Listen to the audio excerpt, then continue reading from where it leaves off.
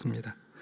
예수께서 예루살렘으로 올라가려 하실 때에 12 제자를 따로 데리시고 길에서 이르시되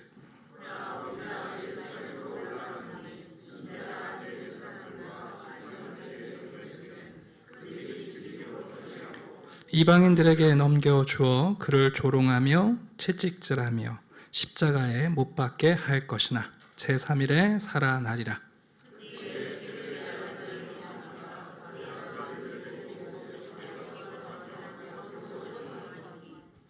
예수께서 이르시되 무엇을 원하느냐 이르되 나의 이 두 아들을 주의 나라에서 하나는 주의 우편에 하나는 주의 좌편에 앉게 명하소서.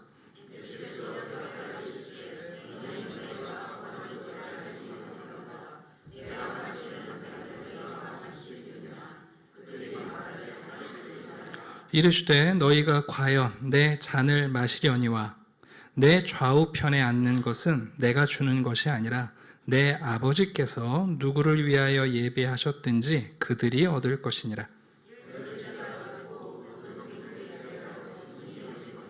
예수께서 제자들을 불러다가 이르시되 이방인의 집권자들이 그들을 임의로 주관하고 그 고관들이 그들에게 권세를 부리는 줄을 너희가 알거니와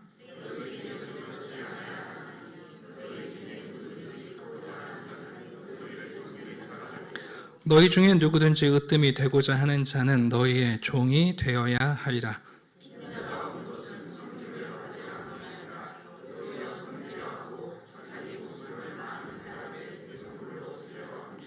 그들이 여리고에서 떠나갈 때에 큰 무리가 예수를 따르더라.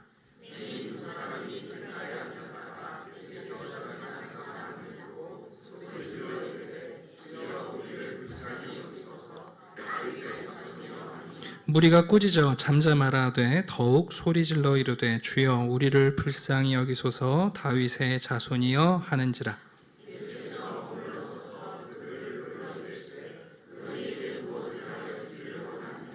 이르되 주여 우리가 눈 뜨기를 원하나이다. 예수께서 불쌍히 여기사 그들의 눈을 만지시니 곧 보게 되어 그들이 예수를 따르니라. 아멘. 우리는 지난주에 우리가 공감하기 어려운 선한 주인의 비유를 들었습니다. 아침부터 저녁까지 종일토록 수고하고 땀 흘린 일꾼들과 고작 1시간 일한 일꾼들에게 동일한 품삯을 주는 주인. 왠지 우리도 종일 수고한 일꾼들에게 공감이 됩니다.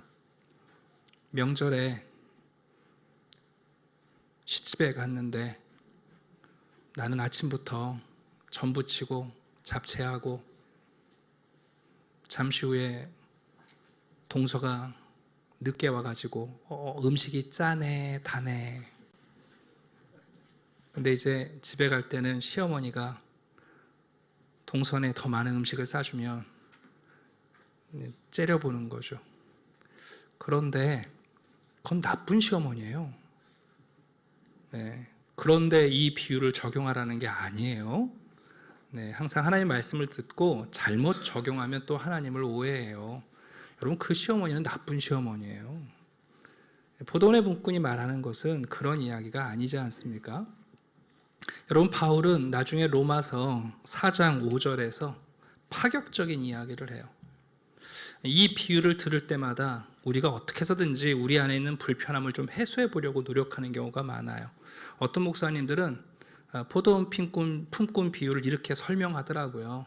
아침부터 온 사람들은 중간에 어영부영 일했고 1시간 일한 사람들은 너무 고마워서 바짝 일했다는 거죠. 그렇게라도 설명을 해야 우리가 좀 납득이 될 것 같아서 설명합니다만, 그러나 여러분 로마서 4장 5절에서 바울은 심지어 이렇게 선언합니다. 일을 아니할지라도 경건하지 아니한 자를 의롭다 하시는 이를 믿는 자에게는 그의 믿음을 의로 여기신다. 얼마나 여러분 파격적입니까? 1시간이 아니라 일을 아니할지라도 경건하지 아니한 자를 의롭다 하시는 그 선한 하나님을 믿는 그 믿음, 그 주인을 믿는 믿음이 바로 우리의 의다. 그렇게 선언하고 있습니다. 이번에 피택 교육을 할 때 우리 피택 받으시는 분이 이런 질문을 하셨어요. 이신칭의에 대한 질문. 우리가 믿음으로 구원받는다고 그러잖아요. 근데 우리가 자꾸 오해를 해요. 믿음으로 구원받는다는 게 내가 하나님을 믿는 나의 믿음으로 구원받는다고 자꾸만 착각을 하는 거예요. 3주 전에 주보 안에 이신칭에 대한 글을 넣어드렸습니다만, 여러분, 성경이 말하는 믿음은 나의 신념, 나의 믿음이 아니라 내가 믿는 그 하나님이 얼마나 선하신 분이냐에 대한 믿음이에요. 네. 우리를 구원하는 믿음은 내가 아니라 하나님의 선하심에 달려있는 것을 믿는 그 믿음이 바로 우리의 의라는 거예요. 네. 그러니 바울이 선언하는 거죠. 한 시간이 아니라 일을 하지 않은 자를 의롭다 하신다. 여러분, 이게 일을 하지 않은 나에게 그 하나님이 선한 주인으로 아버지로 다가오실 때 무한한 은혜가 돼요. 그러나 아직도 종일토록 내가 일하고 있다. 내가 아침부터 전부 치고 있다. 내가 회사의 창립 멤버다 하고 열심히 일을 해서 품삯을 받으려는 일꾼들은 이 주인에 대해 이해할 수 있는 마음이 없는 거죠. 이제 오늘도 이 주인에 대해 또 다른 면을 우리가 발견하게 됩니다. 마태복음 20장 17절에서 예수님은 세 번째 자신의 순환을 예고하고 계십니다. 우리 앞에서 이미 들었죠? 지금 세 번째 얘기하시는 거예요. 예수님께서 이제 마지막 여정으로 여리고를 들르셨다가 이제 예루살렘으로 올라가세요. 6월절 명절에 올라가면 거기서 예수님이 이제 십자가를 지시게 되는 마지막 순간입니다. 제자들은 이 마지막 순간까지도 예수님을 이해하지 못해요. 자, 18절 보겠습니다. 보라, 우리가 예루살렘으로 올라가노니. 여러분, 예루살렘은 유대 종교의 말 그대로 여러분 총화 아닙니까?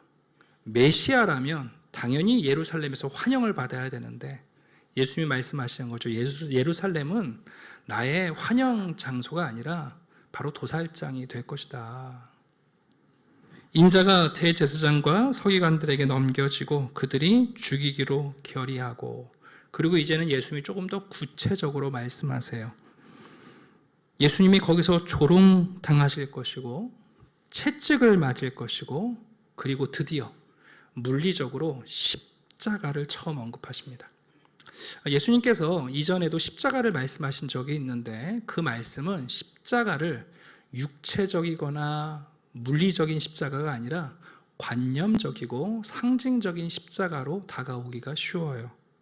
마태복음 10장입니다. 십자가를 지고 나를 따르지 않는 자도 내게 합당하지 아니하다. 아마 제자들은 이 십자가를 상징적인 십자가라고 이해했을 겁니다. 마태복음 16장에서 또 말씀하십니다. 제자들에게 이르시되 누구든지 나를 따라오려거든 자기를 부인하고 자기 십자가를 지고 나를 따르라. 관념적인 십자가였겠죠. 그러나 적어도 오늘 본문에서 예수님은 드디어 물리적인 십자가, 죽음과 결부되어 있는 십자가를 언급하십니다. 그러나 예수님은 무조건 맹목적으로 희생하거나 죽음을 감당하시는 게 아니라 이것이 하나님에 대한 순종이고 적극적인 순종이며 섬김의 죽음임을 말씀하세요. 그래서 그 결과 죽음이 끝이 아니라 분명히 제3일에 살아나리라 까지 말씀을 하십니다. 제자들이 아직도 못 알아듣습니다. 그때에 20절을 보시게 되면 기가 막힌 이야기가 나옵니다. 예수님의 제자들 가운데 야고보와 요한은 형제가 아닙니까? 세베대의 아들들인데 그 어머니가 아들 둘을 데리고 예수님께 찾아옵니다. 함께 왔다는 것은 적어도 이 요청이 어머니의 치맛바람이 아니라 두 아들도 동의한, 공감하는 내용이라는 것을 보여주는데 두 아들이 어머니와 오니까 예수님이 물으시는 거죠. 무엇을 원하느냐? 21절을 보겠습니다. 이르되 나의 이 두 아들을 주의 나라에서 하나는 주의 우편에 하나는 주의 좌편에 앉게 명하소서. 여러분, 이 정도 되면 좀 지긋지긋하지 않으신가요? 누가 크니까? 누가 중요한 사람입니까? 여러분, 왜 야고보와 요한과 어머니는 하필이면 이 순간에 예수님께 와서 이런 요청을 했을까요? 솔직히 말씀드리면 베드로는 누가 뭐라고 해도 예수님이 부르신 첫 번째 제자이며, 베드로는 누가 보더라도 나이상으로 연장자였고 제자들을 대표하는 으뜸 제자라고 이해했습니다. 그런데 예수님께서 베드로에게 무슨 말씀을 하셨냐면, 먼저 된 자로 나중되고 나중된 자로 먼저 될 자가 많다. 한 번도 아니고 또 반복하시기를, 나중된 자가 먼저 되고 먼저 된 자가 나중된다 라는 이 말씀을 다른 제자들은 베드로에게 적용한 거예요. 이해가시죠? 베드로가 으뜸이고 베드로가 1등이라고 생각했는데 예수님 말씀을 들어보니까 지금 1등 자리가 공석이 됐네요. 이때예요, 여러분.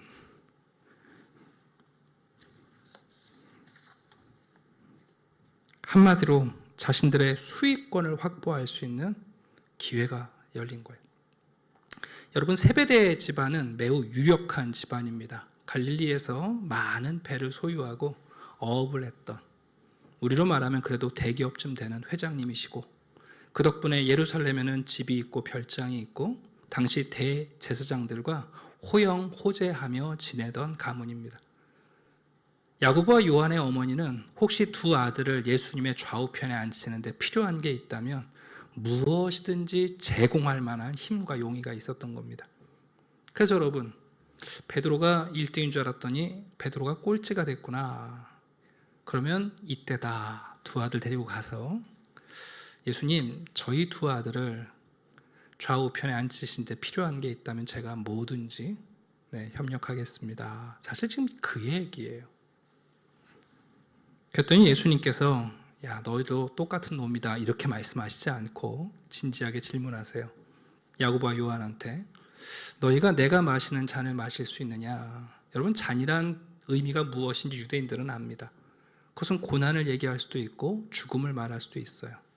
여러분, 두 제자가 박진감 넘치게 호언장담하죠. 예, 저희들도 주님을 위해서라면 어떤 고난도 죽음도 감당하겠습니다.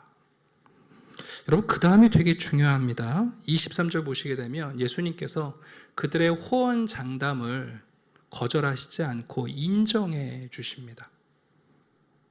너희가 과연 내 잔을 마시려니와. 실제 야고보는 순교하죠. 첫 번째 순교자가 됩니다.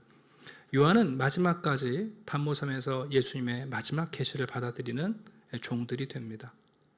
예수님께서 두 사람의 그 호언장담을 무시하시지 않고 인정해 주셨습니다. 자, 그 다음이 중요해요. 그러나 보세요.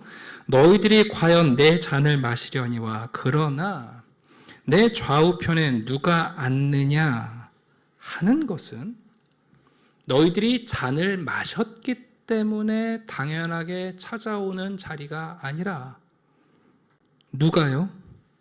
내 아버지께서 정하시는 일이다. 여러분, 이 말씀을 잘 이해하셔야 합니다. 종종 우리가 오해하는 게 뭐냐 하면, 고난 후에 영광이 온다는 것을 영광을 위한 조건으로의 고난으로 이해할 때가 있습니다. 예수님께서 십자가를 지셨기 때문에 부활하시거나 예수님께서 십자가를 지셨기 때문에 만유 위의 왕이 되신 게 아닙니다. 빌립보서 2장은 예수님의 비하와 승기에 대한 노래를 이렇게 부릅니다. 자기를 비워 종의 형체를 가지사 사람들과 같이 되셨고 사람의 모양으로 나타나사 자기를 낮추시고 죽기까지 복종하셨으니 곧 십자가에 죽으심이라. 이것 때문에 예수님이 높아지신 게 아니라 이러므로 하나님이 그를 지극히 높여 모든 이름 위에 뛰어난 이름으로 삼으셨다. 누구를 예수님의 좌우편에 앉힐 것인가 하는 것은 우리가 받은 고난의 질과 죽음의 양 때문이 아니라 하나님이 정하신다는 겁니다. 제가 이 말씀을 지금 왜 강조하냐 하면, 교회 안에서 오해가 있어요. 많이 희생하면 당연히 존중받아야 된다고 생각을 해요. 십자가를 지면 반드시 영광이 따라와야 된다고 생각하는데 아니에요. 여러분, 많은 짐을 지고 고난을 당하는 것과 그 사람이 존경을 받고 중요한 역할을 맡는 것은 당연한 인과관계가 아니에요. 공식도 아니고 법칙이 아니에요. 예수님이 죽으셨기 때문에 부활한 것은 법칙이 아니에요. 하나님이 하셨기 때문이에요. 한번 계속 읽어볼까요? 근데 여기까지 말씀하셨는데 가만히 다른 제자들의 눈치를 보니까 여러분, 10제자의 눈빛이 살기등등해요. 야고보와 요한을 보면서 어떻게 하는 거예요? 분노하는 거예요. 이 얘기는 야고보와 요한만 엄마 데리고 온 게 아니라 나머지 제자들도 똑같은 생각을 하고 있다는 얘기예요. 베드로의 1등 자리가 비었다. 야, 꼴찌도 1등 될 수 있대더라. 뭘 하면 저 자리에 올라갈 수 있는가? 똑같은 마음을 갖고 있는 거예요. 자, 25절입니다. 예수님께서 그 제자들에게 말씀하십니다. 제자들을 불러다가 이르시되 이방인의 집권자들이 그들을 임의로 주관하고 고관들이, 무슨 얘기예요? 너희들이 갖고 있는 마음이 내가 예루살렘에 가면 바로 그 마음 때문에 내가 채찍을 맞고 죽임을 당하고 십자가를 지게 된다. 바로 내가 또 으뜸이 되고 내가 주관자가 되고 내가 고관이 되겠다는 바로 너희들의 그 마음이 내가 예루살렘에서 죽는 이유가 된다. 너희들은 그렇지 않아야 한다. 그러시면서 유명한 예수님의 말씀이 나옵니다. 자, 25절, 26절 우리 한번 같이 읽어볼까요? 자, 시작.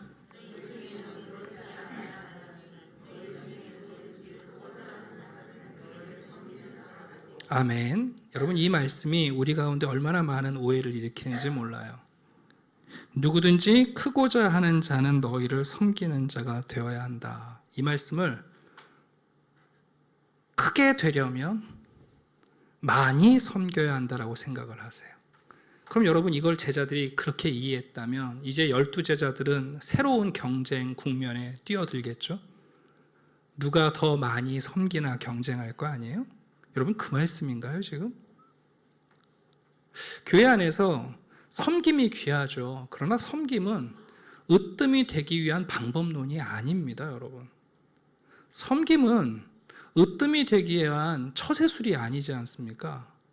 이 말씀을 그렇게 받아들인다면 이제 12제자는 새로운 경기 종목에 뛰어드는 거예요. 누가 더 많이 섬기나.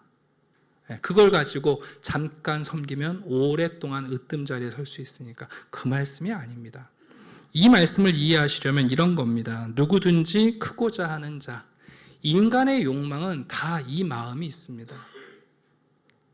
크고자 하는 마음은 인간의 성품입니다.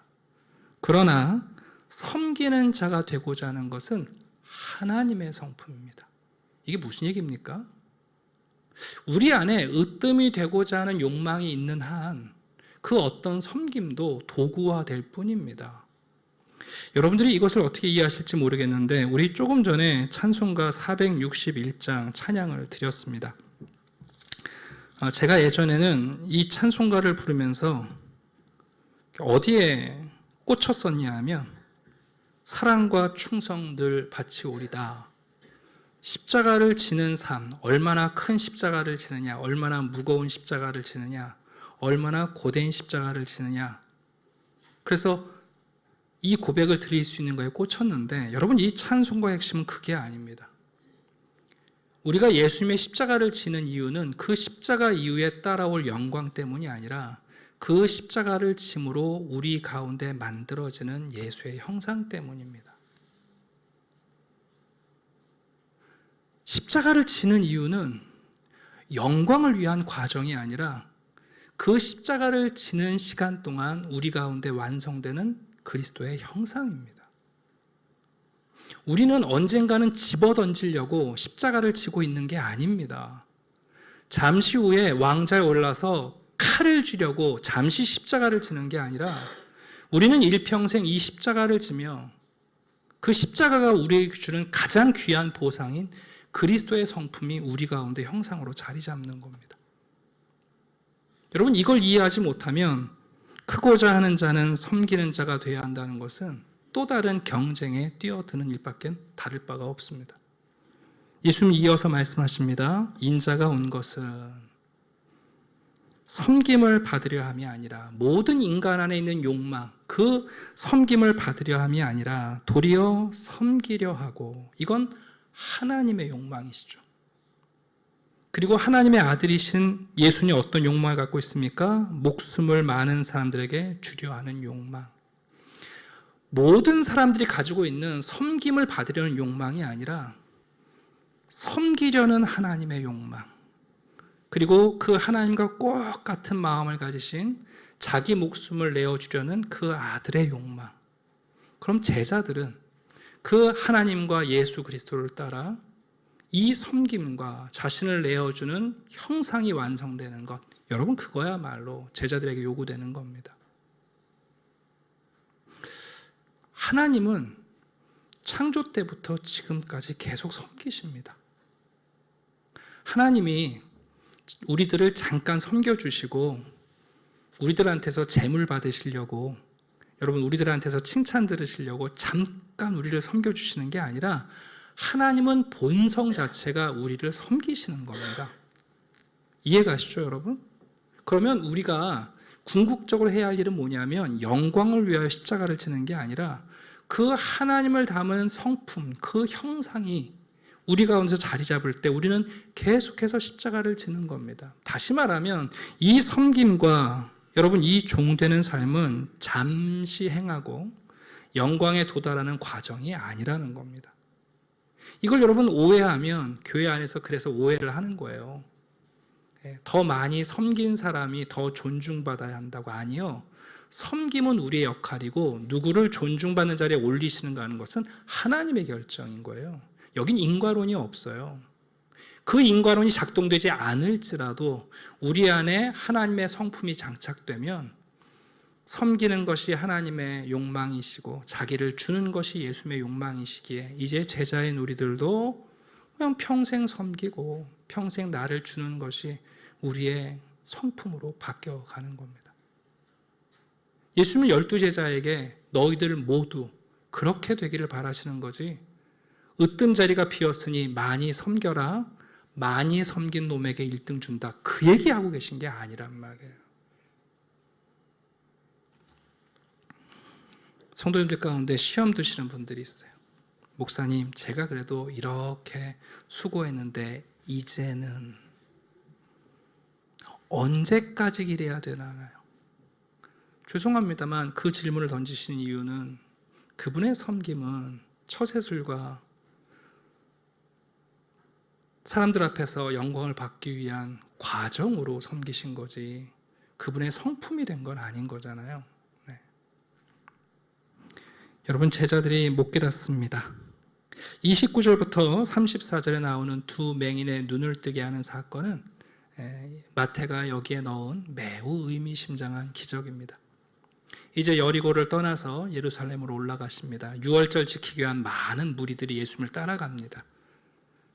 여리고성에 있는 종려나무 가지를 꺾어가지고 벌써 준비해서 따라가고 있었을 겁니다. 많은 무리가 예수님과 함께 갑니다. 그때 맹인 두 사람이 예수님이 지나가신다는 소식을 듣고는 소리를 질러요. 다윗의 자손이여, 메시아여, 우리를 불쌍히 여기소서. 그랬더니 여러분, 사람들이 어떻게 합니까? 그 두 맹인을 꾸짖습니다. 야, 너희들은 존재하지 않는 것처럼 존재해야 될 존재들이다. 너희들은 소리 없이 살아만 있어야 되는 사람들이다. 또다시 여러분, 작은 자, 지극히 작은 자, 우리가 부끄러워서 우리의 눈앞에서 치워버리고 싶은 사람들 아닙니까? 네. 너희들이 누군데 지금 예수님이 가는 길을 막으려고 하느냐? 예수님이 가시는, 왕이 되려고 하시는 길을 누가 멈추려고 하느냐? 근데 여러분, 예수님은 32절에 보니까 가던 길을 멈추세요. 예수님은 이 존재하지 않아야 될 존재들이라고 여기지 않고 길을 멈추셔서 그들을 부르십니다. 그리고 조금 전에 세베대의 아들의 어머니에게 던졌던 질문, 똑같은 질문을 던지시죠. 무엇을 하여 주기를 원하느냐. 그랬더니 두 사람이 눈 뜨기를 원하나이다 그랬어요. 근데 참 재밌는 것은 헬라어 원어를 보면 여기 나오는 눈이 우리 육체적 기관을 얘기하는 눈이 아니라 시적 언어인 봄이라는 옴마라는 단어를 쓰고 있어요. 아주 독특한 거예요. 병원에 가서 여러분, 병원에 가서 눈이 뜨기를 원합니다가 아니라 예수님 앞에 가서 보기를 원한다는 뜻이거든요. 근데 그 본다는 게 뭔지 정확히 나와 있지 않아요. 여러분, 두 맹인이 무엇을 보기를 원했는지, 무엇을 보겠다는 것인지가 생략되어 있어요. 근데 그 결론을 보면 34절 예수님께서 그들을 불쌍히 여기십니다. 이들이 아침부터 수고했기 때문도 아니고 목소리가 상할 정도로 소리를 쳐서 보상이 아니라 예수님께서 불쌍히 여기셔서 그들의 눈을 만지시고 곧 보게 되었습니다. 그들이 뭘 보기를 원했을까요? 예? 형제 얼굴 한번 보기를 원했을까요? 부모 얼굴 보기를 원했을까요? 아름다운 자연을 보기를 원했을까요? 화려한 궁전과 성전을 보기를 원했을까요? 그들이 무엇을 보기를 원했는지는 그들이 무엇을 보기 위해 따르는지를 보면 알 수 있는 거 아닙니까? 놀랍게도 여러분, 두 맹인은 보게 되었을 때 예수를 보며 예수를 따라갑니다. 마태는 우리에게 예루살렘 성을 앞에 두고도 아직도 눈을 뜨고도 예수를 보지 못하는 12제자와 오히려 보지 못하는 자 같으나 그 예수를 간절히 보기 원하며 그들의 눈이 열렸을 때, 보게 되었을 때 예수를 따르는 사람들의 이야기를 우리에게 소개하고 있습니다. 오늘 말씀을 좀 정리하려고 합니다. 예수님께서 드디어 십자가를 말씀하십니다.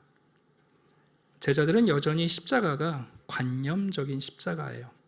여러분, 기독교 신앙은 죄송합니다만 피와 땀과 눈물의 종교입니다. 기독교는 말의 종교도 아니고 아름다운 미사여구나 낭만의 신앙이 아닙니다. 기독교는 우리 주님께서 피와 땀과 눈물을 흘리시고, 그리고 기독교는 2000년 동안 계속해서 피와 땀과 눈물을 흘리면서 여기까지 온 종교입니다.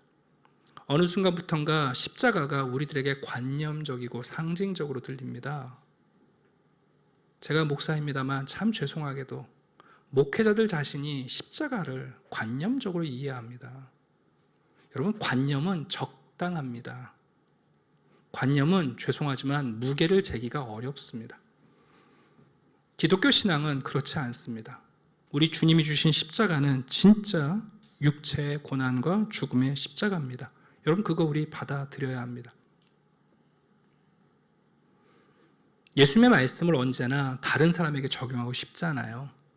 먼저 된 자가 나중된다. 그 말을 듣는 순간 우와, 베드로 자리 비었다. 베드로가 첫째인 줄 알았는데 베드로가 꼴찌였네. 여러분, 우리가 주를 위하여 많은 일을 할 수 있을 겁니다. 그러나 우리가 주님을 위해 얼마나 많은 희생을 했느냐가 우리가 당연히 얻어야 할 명예의 몫은 아닙니다. 네, 그건 하나님이 정하실 겁니다. 중요한 것은 십자가를 짐으로 우리가 누리는 영광이 우리의 영광이 아니라 우리가 십자가를 지고 섬기면서 우리 안에 만들어지는 예수 그리스도의 형상이 우리의 가장 놀라운 보상입니다. 네. 예수님께서 십자가를 질 수 있느냐라는 질문은 나를 닮고 싶냐라는 질문입니다. 하나님이 우리에게 십자가를 맡기신다는 것은, 무거운 십자가를 맡기신다는 것은 우리로 하여금 더 온전한 하나님의 형상으로 새기시겠다는 의미이기도 합니다. 전혀 달라집니다. 그래서 십자가가 우리의 영광이 되는 겁니다. 십자가 이후에 면류관이 있기 때문에 영광이 아니라 십자가 자체가 그래서 우리의 영광이 되는 겁니다. 이렇게 말해도 섬김이라는 것을 삶의 지혜로 이해하시는 분들이 많이 있어요. 탈무드에 보면 유명한 글이 있습니다. 여러분도 한 번씩은 들어보셨을 거예요. 나의 사랑하는 딸아, 내가 만일 남편을 왕처럼 존경한다면 그는 너를 여왕처럼 떠받들 것이다. 들어보셨죠? 네, 결혼식 가면 주례하시는 분들이 많이 인용하더라고요. 탈무드에 있다고. 근데 여기 한번 여쭤볼게요. 남편에게 어떻게 왕처럼 떠받들면 남편이 여러분 여왕처럼 하세요? 아니면 옆집 하녀처럼 부려요? 여러분, 이건 지혜일 수는 있지만 은혜는 아니에요. 무슨 얘기인지 이해하십니까? 내가 남편에게 하녀처럼 행했다고 당연히 나를 여왕처럼 받들 것이다. 그게 오늘 이 본문을 으뜸이 되기 위해 종이 되고자 하는 처세술로 이해하는 거예요. 아닙니다, 여러분.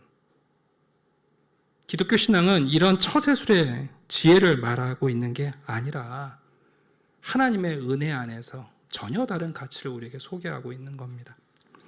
예수님께서 오늘도 우리에게 물으십니다. 무엇을 원하느냐? 어떻게? 앞에 좋은 자리, 공석 있어요?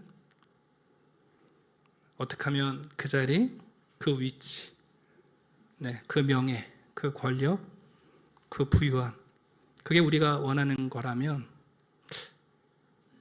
예수님은 우리에게 썩 괜찮은 대안이 못 되실 거예요. 그러나 여러분, 우리가 주님의 형상을 원할 때 하나님도 여전히 섬기고 계시고 예수님도 여전히 우리를 위해 중보하며 자기를 주고 계시고 하나님의 아들, 딸과 예수의 제자가 된 우리들 안에도 그 성품이 장착돼요. 언제까지가 아니라 그냥 섬기는 게 기쁜 거고 어느 정도까지냐 아니라 다 주어도 괜찮은 거고 그런 한 사람 한 사람이 만들어질 때 놀랍게 여러분 세상의 가치관은 전복되어지고 하나님의 나라가 우리에게 스며 들어올 겁니다. 오늘 우리는 무엇을 보기를 원하십니까?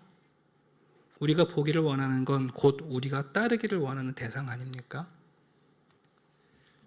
오늘 이 마지막 십자가에 대한 예고를 하시고 예루살렘으로 올라가시는 그분, 여러분 예수님의 발목을 붙잡는 것은 맹인들이 아니라 예수님께 와서 좌우편을 달라고 말하는 이 제자들과 어머니야말로 예수님의 길을 가로막는 사람들입니다. 오늘 이 하나님 또 이 예수님의 성품이 십자가를 지는 동안 우리에게 아름답게 채워지기를 주님의 이름으로 축원합니다. 기도드리겠습니다. 아버지 하나님 감사합니다. 하나님의 사랑은 우리가 원하는 방법이 아니라 우리가 원하는 형태가 아니라 더 거룩하고 온전하며 아름다운 모습으로 찾아오십니다. 십자가가 멸류관을 위한 과정이 아니라 그 십자가가 하나님과 예수 그리스도의 형상을 새기시는 하나님의 작업 도구임을 이해할 때 영원히 우리를 섬겨주시는 하나님, 영원히 우리에게 자신을 주시는 예수님, 우리에게도 영원토록 하나님과 예수님을 닮은 섬김과 종된 자리와 그리고 인내의 자리에서 기뻐할 수 있게 도와주시옵소서. 오늘 주님을 따라 우리도 주님을 보기를 원하며 주님을 따라가기를 원합니다.